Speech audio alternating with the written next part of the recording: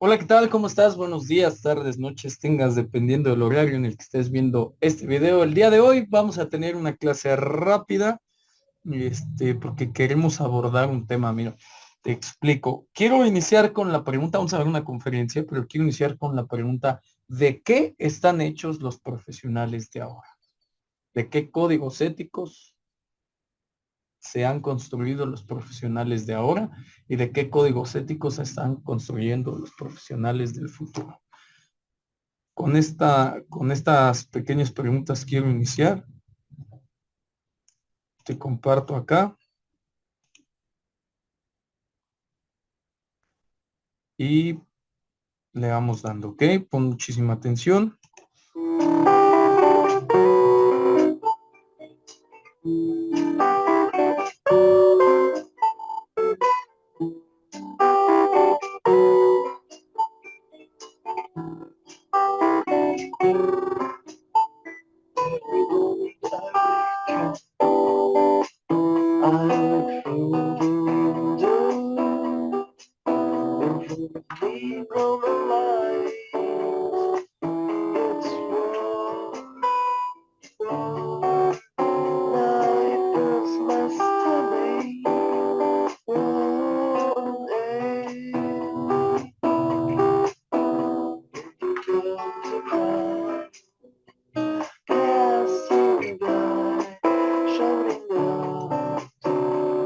Ojo acá, ¿eh?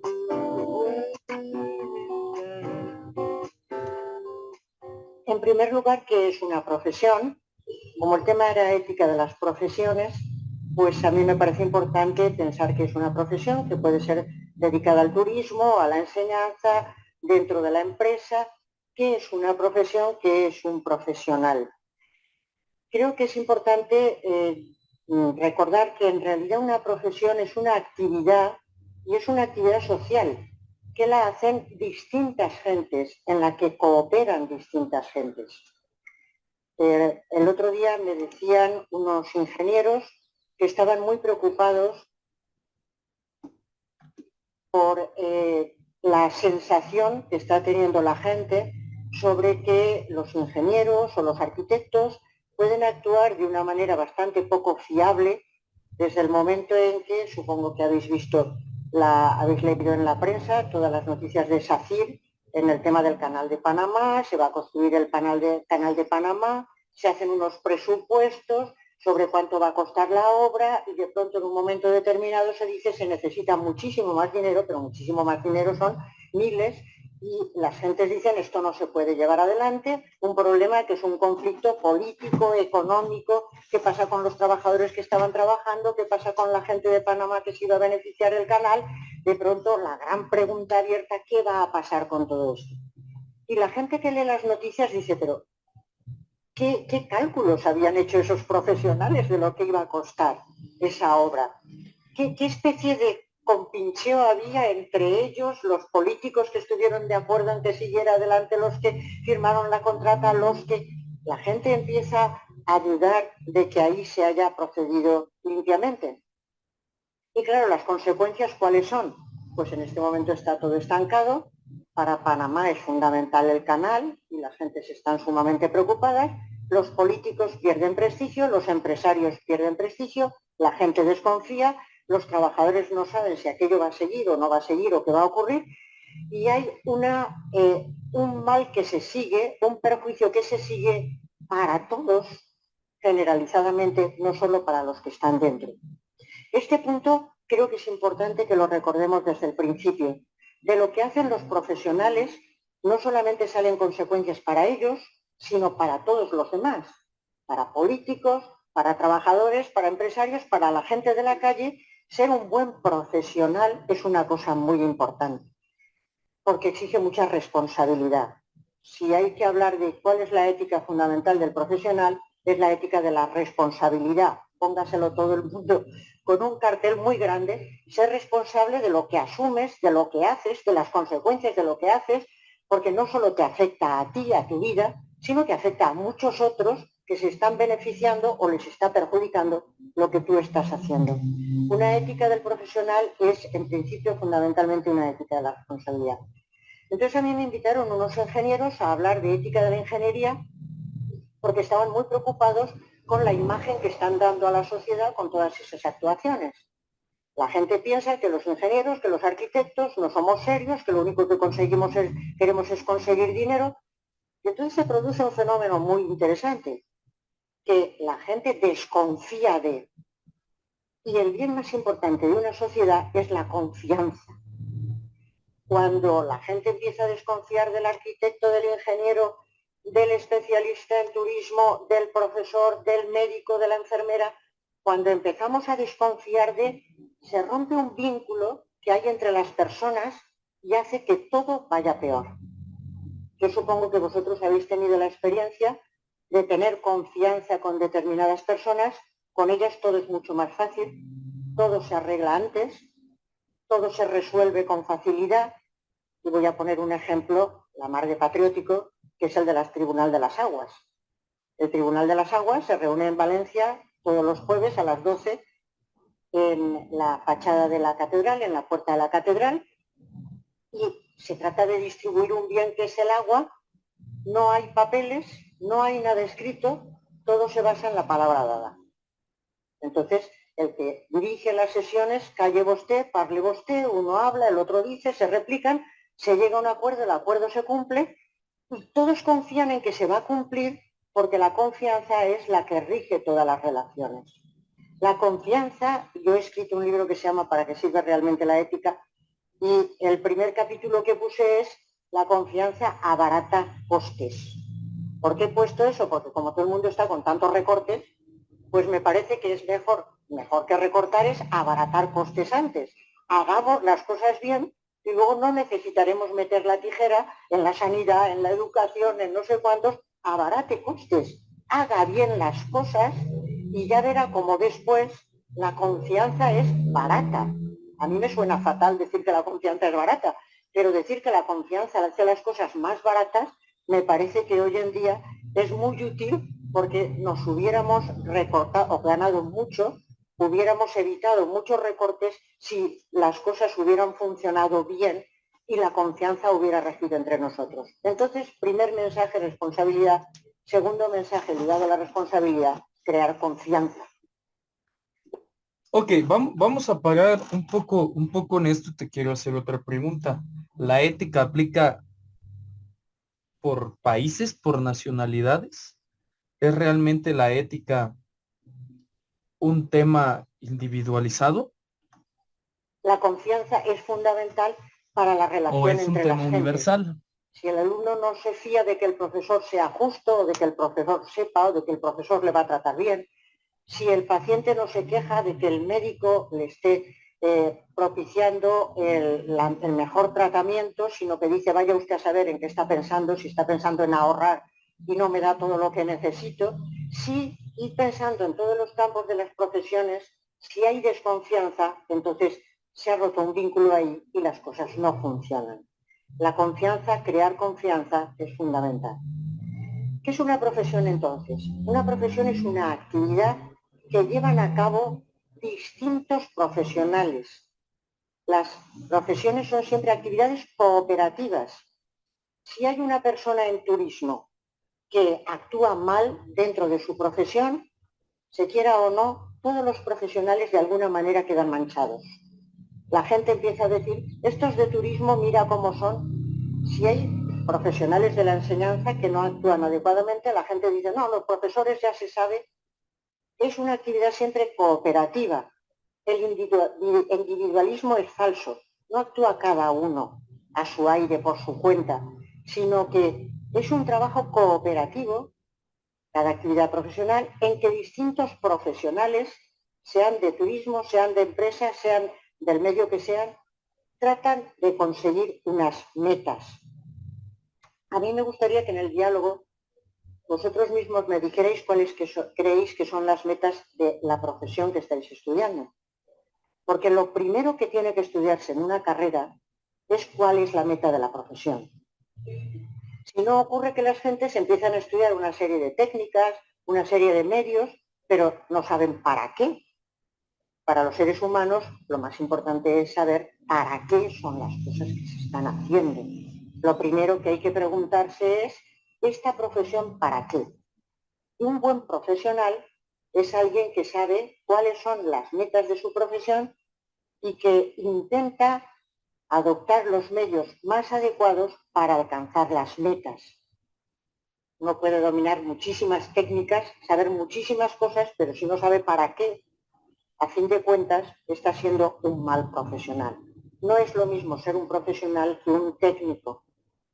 Alguien puede haber leído montones de libros, tener montones de técnicas, pero si no sabe para qué esas técnicas, no resulta. A mí me gusta mucho un ejemplo que ponía Aristóteles hace nada menos que 25 siglos, que no está mal, y decía que igual de bien domina el arte de hacer los venenos el que los utiliza para matar que el que los utiliza para sanar. Hacer un veneno no es fácil, hay que aprender a hacer el veneno, dominar la técnica, pero una vez uno tiene el veneno lo puede utilizar para matar. Y de hecho la historia está así de gentes que utilizan para envenenar a otros. El profesional no es el que lo utiliza para matar, sino el que utiliza el veneno para sanar, porque en sanidad, en muchas ocasiones, es necesario utilizar un tipo de venenos. Entonces, el que los utiliza para sanar es un buen profesional, el que lo utiliza para matar es un mal profesional. Las técnicas son muy importantes, el buen profesional es el que quiere aprender todas las técnicas habidas y por haber, pero para hacer mejor las cosas, para aplicarlas mejor a la meta de su profesión. Y todos tenéis experiencia, supongo, de cuando vais a un hospital y puede haber médicos, enfermeras, que a lo mejor saben muchísimo de lo suyo, dominan las técnicas, pero no están pensando en la persona que tienen delante. No están pensando en el bien del paciente que tienen delante. Y entonces no son buenos profesionales y vosotros sois los primeros que empezáis a desconfiar de que estén haciendo las cosas como toca. El buen profesional trata de aplicar las técnicas y entonces intenta saber mucho, estudiar mucho, pero no por sí mismo, sino para ponerlo al servicio de la meta de la profesión. Por eso decía un autor norteamericano que todas las actividades van dirigidas a lo que se llama en cada profesión unos bienes internos.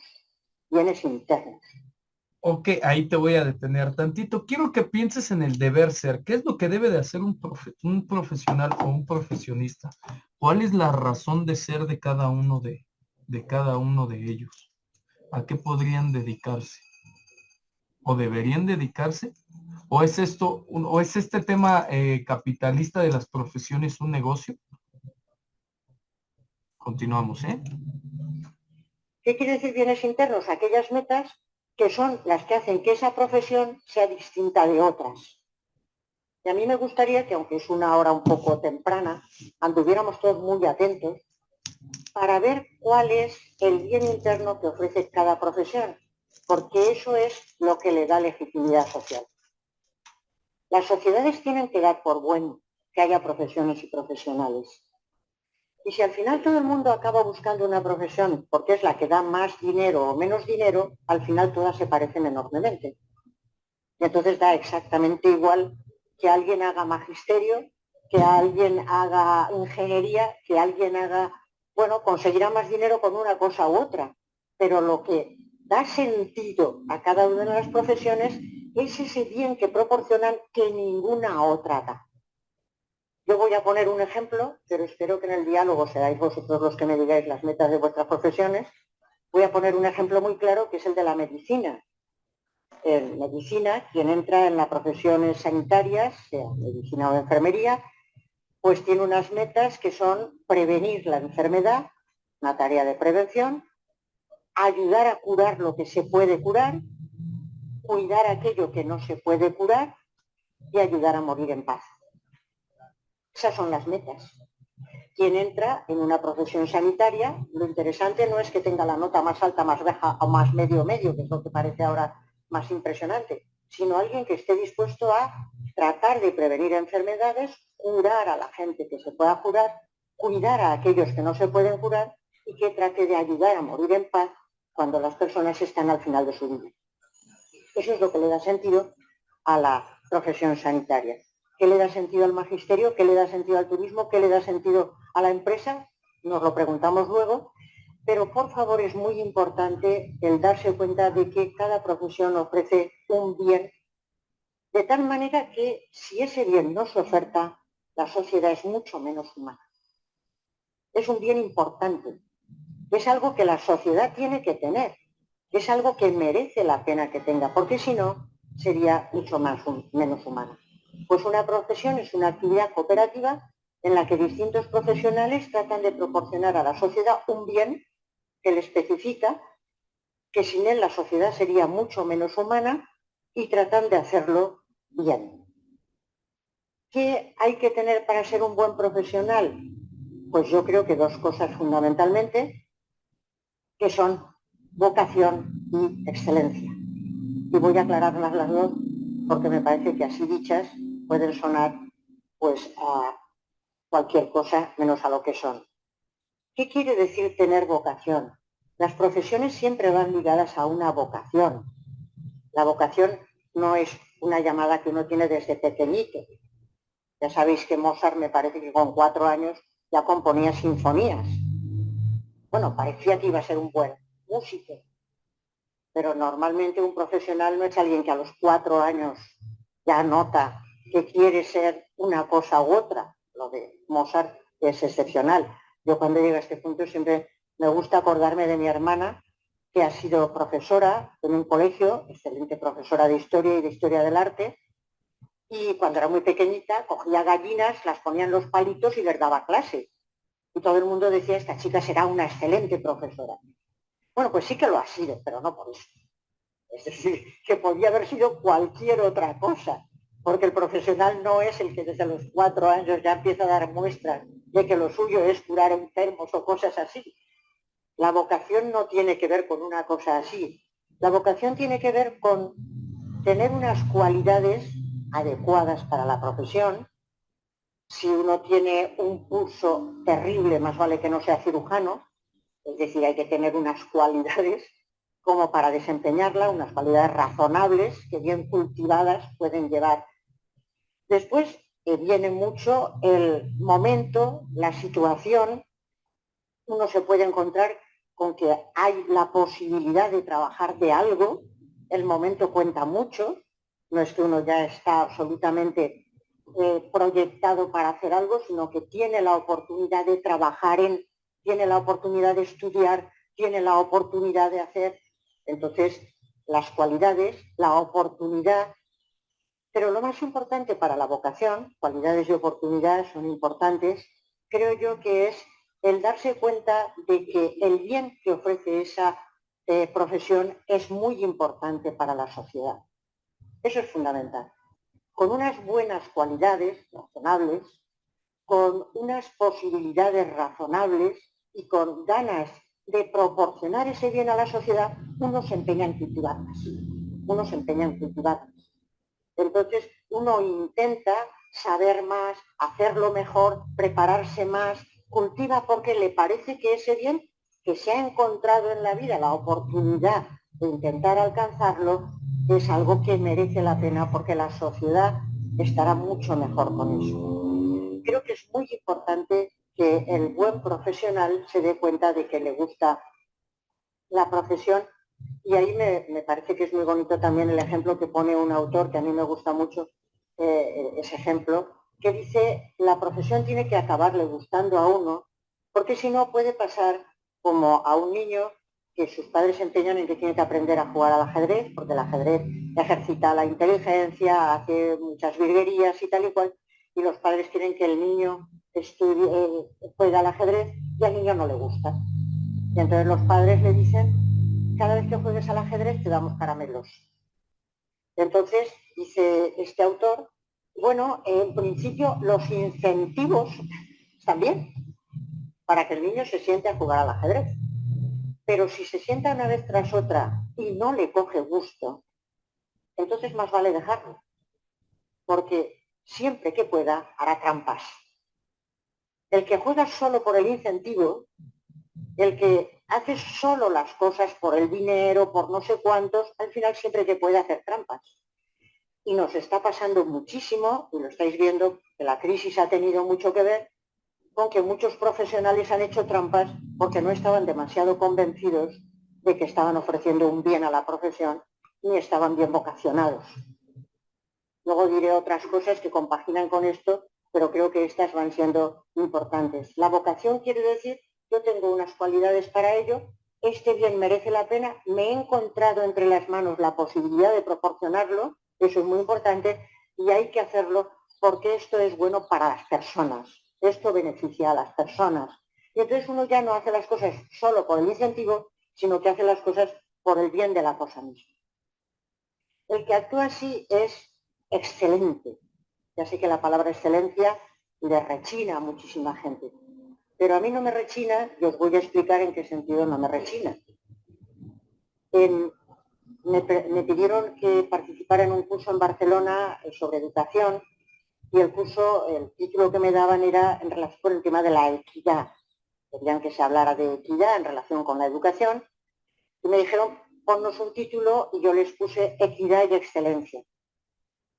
Muy educados me contestaron diciendo, es que la palabra excelencia nos da miedo porque nos parece que se puede entender en sentido neoliberal y entonces yo les contesté diciendo, no lo entiendo en sentido neoliberal, poned otro título si queréis, pero dentro hablaré de la excelencia. ¿Qué es la excelencia? Bueno, pues la palabra excelencia en griego, en el griego clásico de Homero, pues se decía que el excelente era el virtuoso. La palabra virtud, la verdad es que hoy en día no goza de muy buena reputación, pero el virtuoso era el excelente. Y si habéis visto, habéis leído la Ilíada o la Odisea o los habéis visto, pues, por ejemplo, Aquiles era excelente. Aquiles era excelente porque corría por encima de la media. Y Héctor, si recordáis a los personajes, era excelente en valor porque era el jefe de la tropa. Y su mujer era excelente en lealtad porque era la que se ocupaba del marido y del hijo en aquella época. Y Príamo... Aquí quiero que recuerdes que nuestra cultura se ha formado también por idiosincrasia de la conquista, y esta conquista de España pues, es una conquista europea de Roma que a su vez retomó los valores de Grecia. Entonces pon muchísima atención aquí. que era el príncipe, Obviamente era esto es un excelente en constructo prudencia, psicosocial en donde la que los ética que mandan corresponde sean a prudentes. solución de un Cada problema. uno de ellos era excelente en una actividad, en una virtud, lo era por encima de la media, pero lo importante de la excelencia, si recordáis, es que quienes tenían esas habilidades las ponían al servicio de su comunidad. Las ponían al servicio de su comunidad. Si alguien es un príncipe prudente o un gobernante prudente y lo pone al servicio de la gente se beneficia. Lo mismo pasa con un docente. Si alguien tiene la capacidad de ser muy valeroso y ayuda a los otros que son más débiles y están más desprotegidos, está haciendo un servicio a la comunidad. Si alguien tiene la capacidad de ser enormemente leal, es maravilloso porque necesitamos gente leal, necesitamos gente ejemplar. Si alguien intenta dominar, intenta tener una capacidad para ponerle al servicio de la comunidad, entonces está siendo excelente. Y una democracia no se construye con gentes que se conforman con ser mediocres. Una democracia se construye con gentes que tratan de esforzarse para hacer las cosas lo mejor que pueden porque la sociedad se lo merece. En ese sentido es en el que me parece que es muy importante ir con cuidado porque hay gentes que entienden que, bueno, si somos mediocres ya vale. No, no, no, la mediocridad no. Hay que intentar no ser mediocre. Otra cosa es que uno no tenga más capacidades y que a la gente se le exija más de lo que puede. Eso jamás. Pero que uno intente consigo mismo batir su propio récord, creo que hay que intentarlo. Por eso yo entendería que el profesional tiene que ser excelente, no en comparación con los demás, sino consigo mismo. Creo que el buen profesional trata de competir consigo mismo para ofrecer lo mejor que puede. Perdonad que ponga otro ejemplo, pero ya sabéis que los cerebros humanos son procesadores de historias más que procesadores lógicos. no sé si lo sabíais. La gente dice que la mente humana es como un computador, y otros dicen de ninguna manera. La mente humana no es un computador. La mente humana es un procesador de historias. Contamos narraciones. Y eso es lo que nos hace poner la atención y ver que las cosas merecen la pena. Yo voy a contar una historia cortita, y es que mi hermano y yo, cuando éramos pequeños, íbamos a nadar juntos y todos los días hacíamos competiciones, pero no entre nosotros. Yo hubiera perdido siempre. Entonces lo que hacíamos es que cada uno competía consigo mismo. Y el otro desde la orilla les decía, hoy has batido tu récord en esto, hoy has batido tu récord en lo otro. Y cada uno combatía consigo mismo, competía consigo mismo para batir su récord. Yo creo que el buen profesional es aquella persona vocacionada que se da cuenta de que tiene la oportunidad de ofrecer un bien a la sociedad, un bien que es importante, y compite consigo mismo y trabaja conjuntamente con los demás para ofrecer ese bien a la sociedad. Claro, dice el autor este que estaba yo comentando, del ajedrez, etcétera, que todas las profesiones ofrecen un bien interno y que todas a la vez ofrecen sin quererlo lo que él llama bienes externos. Y dice que los bienes externos, que se producen de todas maneras, son fundamentalmente tres: el prestigio, el dinero y el poder.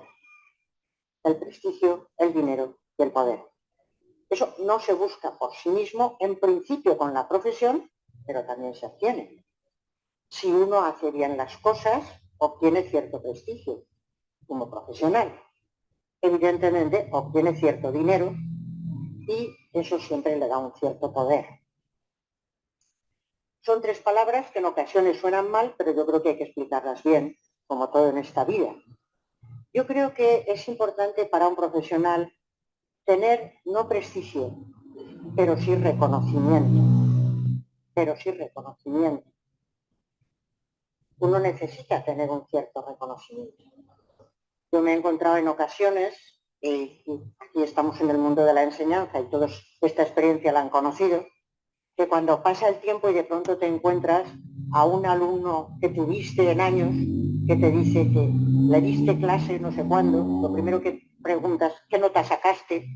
A ver qué viene a continuación.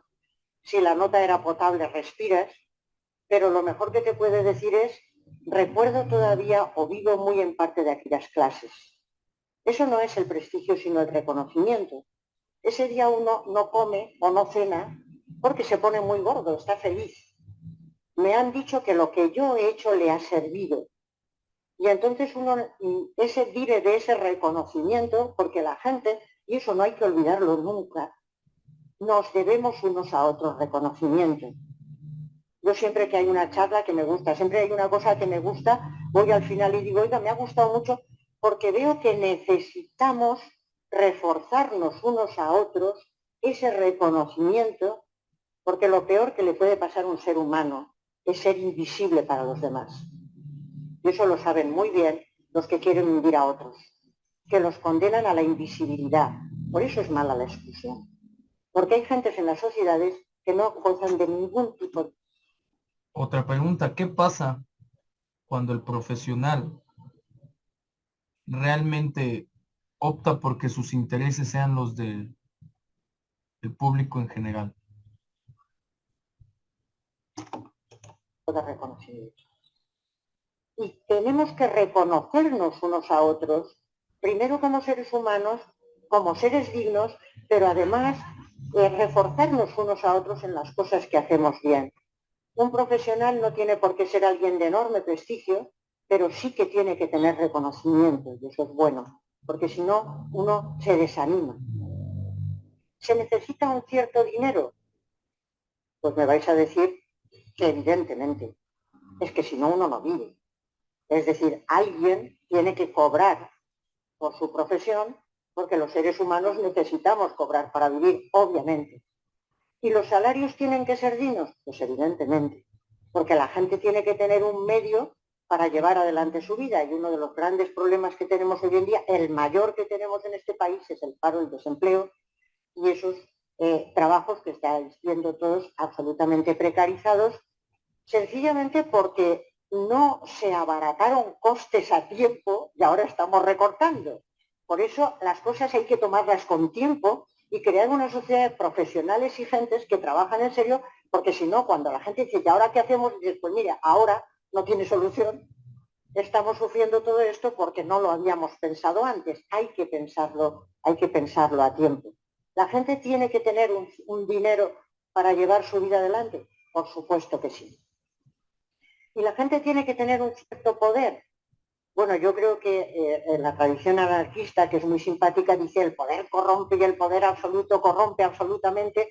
Bueno, pues sí, pero necesitamos tener un cierto poder, porque es que si no uno no puede montar Florida, uno no puede montar la Universidad de Valencia, uno no puede montar absolutamente nada, ni un departamento, ni un nada, no puede hacer absolutamente nada.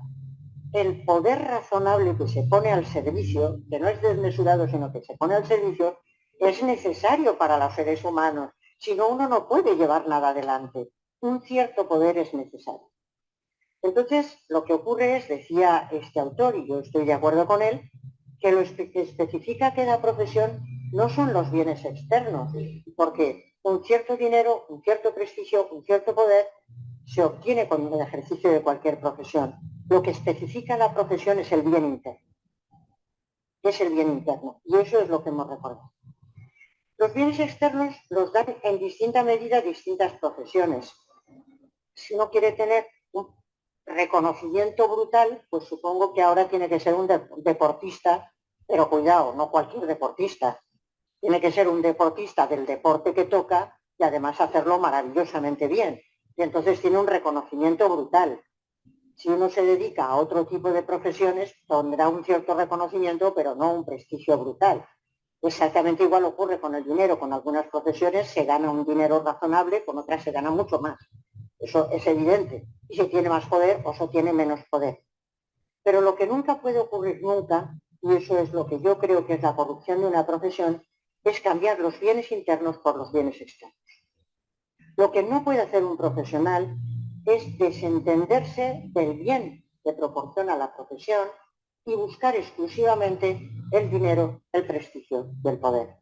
Porque entonces la profesión se ha corrompido, ya no es lo que era, ya no sirve para lo que tenía que servir y acaba oliendo mal. Las cosas que se corrompen son cosas que acaban oliendo mal. Cuando un alimento se corrompe, uno pasa por ahí y dice, esto debe estar mal porque huele. La corrupción tiene que ver con ese tipo de cosas. En este sentido, creo que una actividad... Tomar como elemento importante de la ética, la cultura, hay que entender que tanto en el bien, mira, voy a poner un poquito la cámara, hay que entender que tanto como para las cosas buenas, debe de haber un equilibrio también para las cosas malas, ¿no?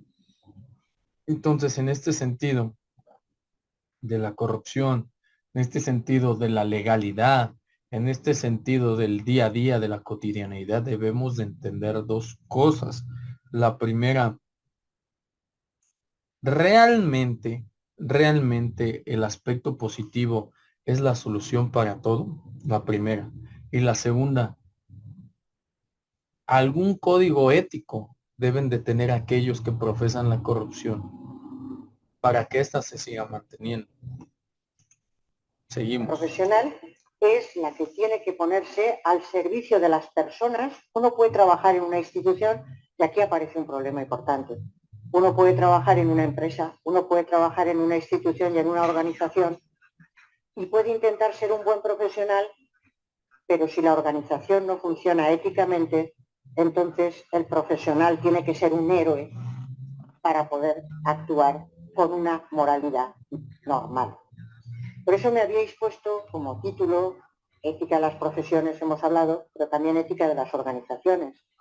Todos vosotros, si ejercéis una profesión, vais a trabajar normalmente en relación con instituciones y organizaciones.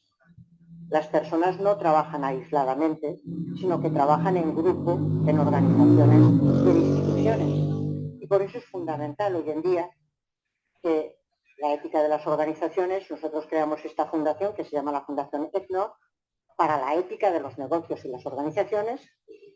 Y había mucha gente que nos decía, pero ¿por qué la ética de las organizaciones? Y lo importante es que los empresarios sean éticos.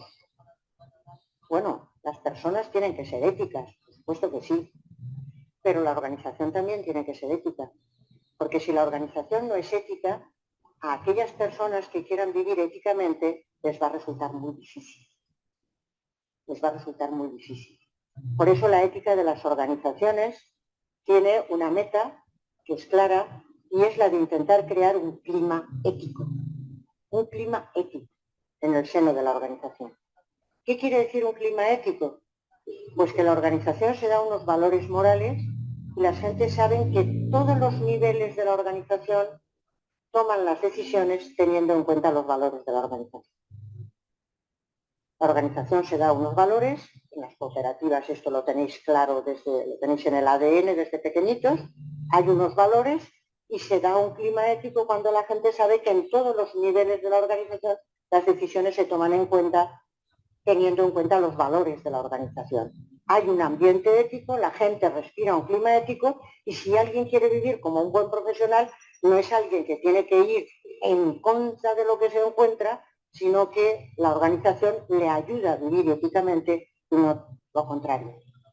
Esto hoy en día es complicadísimo. Es complicadísimo porque las organizaciones y las instituciones no suelen actuar de una manera ética en absoluto. Con lo cual a la gente que quiere vivir éticamente le salen las cosas o le resulta bastante difícil. Sin embargo, la ética de las organizaciones es fundamental. Y es fundamental por dos razones, y ya con esto acabo, porque me parece importante que pasemos al diálogo. Creo que hay dos razones fundamentales. La primera, que para cualquier organización del tipo que sea, la ética resulta rentable. Para cualquier organización, la ética resulta rentable. Que una organización funcione éticamente hace que las gentes crean en ella y genera confianza. Lo he dicho desde el principio, pero lo repito. El hecho de que aquí se hayan hecho una serie de aeropuertos en los que no hay ningún avión, sino que ahora no se sabe qué hacer con ellos. Todo el lío que se ha armado con SACIR, que inmediatamente tiene que ir el ministro para decir, oiga, no, que todas las empresas españolas no son iguales. Claro, es que la gente dice, oiga, ¿qué pasa en ese país? ¿Qué pasa en ese país que las empresas funcionan de esa manera? Cuando una empresa funciona adecuadamente y con un clima ético, genera reputación, genera confianza. Reputación y confianza generan también clientela. Es decir, que la gente se acerca, que la gente va, que a la gente le interesa, porque se ve que aquello funciona bien. ¿Qué quiere decir que una organización funcione éticamente? Os lo resumo en dos palabras y si alguien quiere que lo pregunte, está todo el tema de la responsabilidad social y todas estas cosas que seguro que estáis estudiando, pues quiere decir que esa organización, a la hora de organizar su plan estratégico, tiene en cuenta a los intereses de todos los afectados por la organización. Cualquier organización lleva a cabo una actividad, eso afecta a muchas gentes, hemos puesto el ejemplo de SACIR, eso afecta a los trabajadores, a los que contrataron la obra, a todos los panameños. Se trata de tener en cuenta los intereses de todos los afectados y de tratar de satisfacer esos intereses cuando son legítimos. Una organización que funciona éticamente trata de ver cuáles son los intereses legítimos de los que van a ser afectados y trata de organizarlos para satisfacer todos esos intereses. Con lo cual conseguirá, por una parte, reputación. Por eso yo siempre he dicho que creo que la responsabilidad social y la ética de la empresa son una verdadera estrategia de gestión, un buen instrumento de gestión. Además es una medida de prudencia porque es mucho mejor generar aliados que adversarios, amigos que enemigos.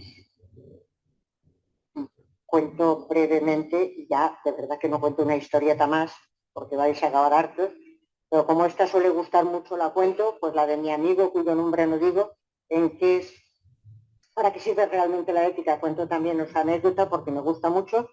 Pues de un amigo nuestro, que es una persona excelente, la mejor persona que he conocido en el mundo, que es una bellísima persona, pero que pierde toda su bondad en el momento en que juega al parchís.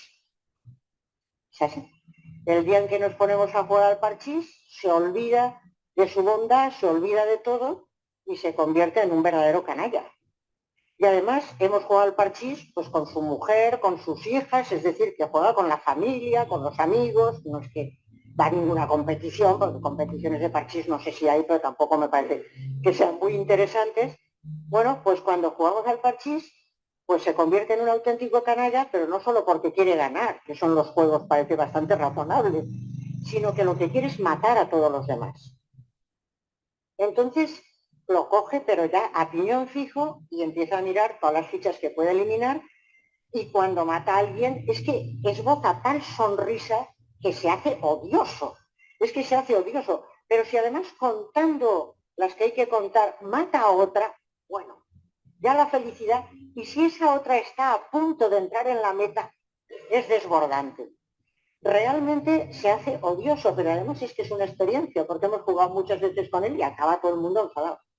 Y acaba todo el mundo enfadado. Y ahí es la lección que yo saqué de mi amigo, y es la de que cuando alguien intenta desalojar a todos del tablero, ¿qué es lo que pasa? Que al final acaban todos uniéndose contra él. Y resulta que los demás que estamos jugando ya nos da igual ganar o perder. Lo único que queremos es que pierda él. Cada vez que le tumbamos una ficha, un regocijo general. Nos da igual ganar. Lo único que queremos es eliminar. Yo creo que es más inteligente generar aliados que adversarios. Es más inteligente generar aliados que adversarios. Porque los seres humanos somos cooperativos. Esa historia que se han inventado de que somos egoístas racionales, que intentamos desalojar a todo el mundo. Los seres humanos tenemos tendencia a la cooperación y tenemos tendencia a conseguir nuestras metas cooperativamente. Cooperativamente. Por eso la ética de la empresa es también una medida de prudencia. Y en todos los trabajos que estéis, buscad aliados y no adversarios. Buscad no hacer daño, sino trabajar con otros. Pero por último, creo que es también una exigencia de justicia. La justicia va más allá de la prudencia. Las profesiones están al servicio de las personas, están al servicio de los seres humanos. Los seres humanos, como decía Kant en la metafísica, la fundamentación de la metafísica de las costumbres, tienen dignidad y no un simple precio. Tienen dignidad y no un simple precio. Las profesiones tienen que estar a su servicio.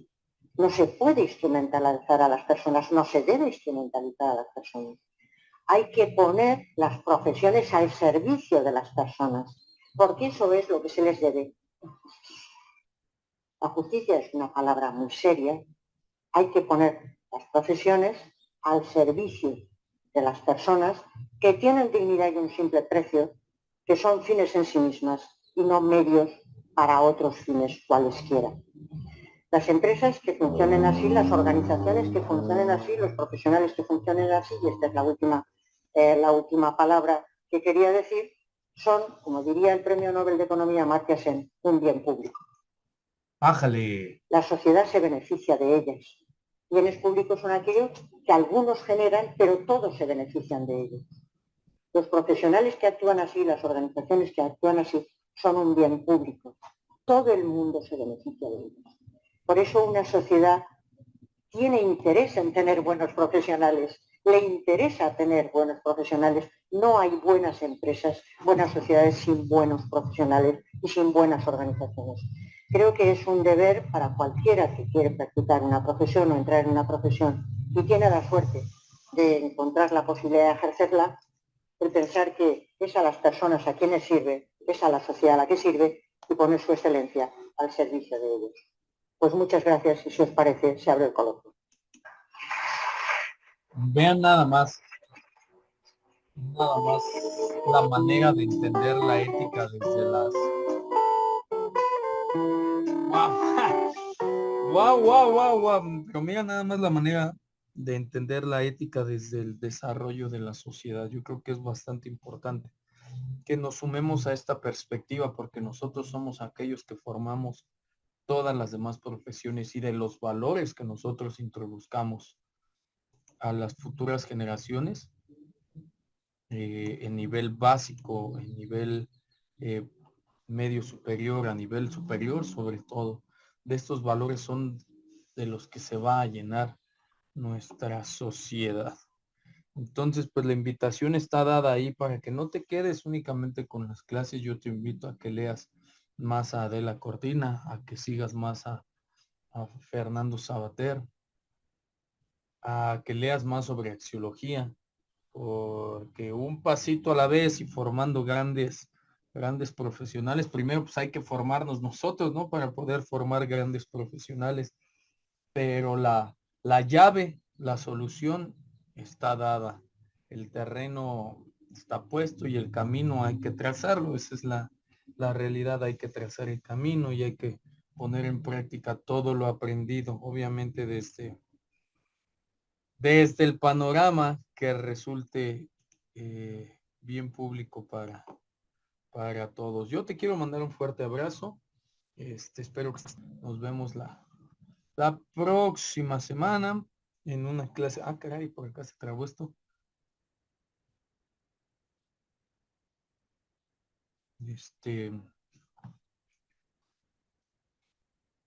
Pues sí, que lo plantees desde el terreno de lo profesional, que lo plantees desde el terreno en donde no nada más podemos ayudar a construir un profesional, un profesionista, podemos, o sea, no es nuestro deber ser construir una comunidad, construir una colonia, construir una nación. Y qué complicado se vuelve cuando el terreno es escabroso y nadie lo quiere labrar, cuando el terreno es fértil y nadie lo quiere hacer prosperar, cuando tenemos las herramientas y nadie quiere tomarlas. Entonces yo te invito a que en este amplio sentido nos pongamos de acuerdo, nos pongamos a trabajar, generemos intercambios y podamos hacer todo posible. Yo te mando un fuerte abrazo. Sé que estoy formando grandes profesionales porque una cosa, como decían bien en la conferencia, una cosa es el conocimiento técnico, considero que lo estamos adquiriendo, otra cosa es el conocimiento práctico, pero una totalmente diferente es la calidad de personas que forman parte del gremio. De mi parte ha sido todo, te mando un fuerte abrazo, ha sido un gusto y un placer, nos vemos en una próxima clase.